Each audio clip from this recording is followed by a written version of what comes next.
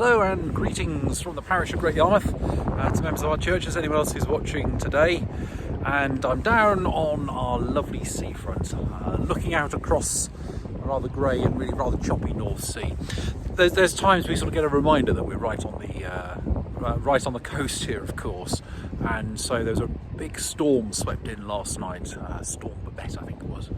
And I was talking to someone who lives on the seafront, and talking about how it really feels like your whole house is shaking when the wind blows straight off the North Sea, straight at your windows. And I think all of us suddenly could feel the power of the wind and the rain last night. And apparently there's more of it forecast tomorrow. That's Friday.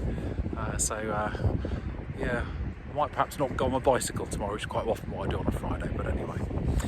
So anyways, it's always good to get down to the front here. I came down the other day and some of us come for a sea swim occasionally, and we came down on Saturday morning last week, and the tide was right up and it was swashing through into the right into the dunes. I don't think I've ever seen it do that before.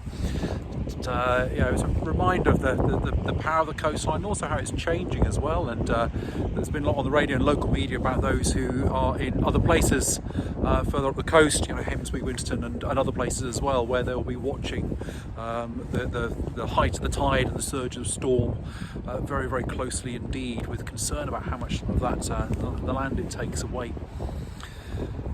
That's of course not the only thing which people are worried and concerned about, and I've had a lot of people speak to me in recent days about their concerns regarding the situation in Israel and Gaza and the surrounding nations there as well, because there's an awful lot of sort of siding and posturing going on, and victims on both sides as well. And you see the innocent, and many of us have seen in horror just what happened at the Anglican-run Al-Ali Hospital in Gaza, which our own Bishop Graham had visited only just a couple of weeks ago.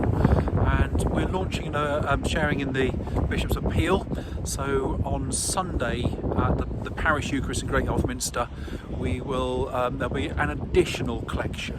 So if anybody wants to give to that, we'll circulate the link to those who receive the parish email, just so that if people want to contribute to that, to help those who are caught up, those who are suffering, and for that work and that healing to be able to continue. So we'll circulate that amongst people. But the concern is still there, and the Bishop said something about when the ways of violence there is no winner.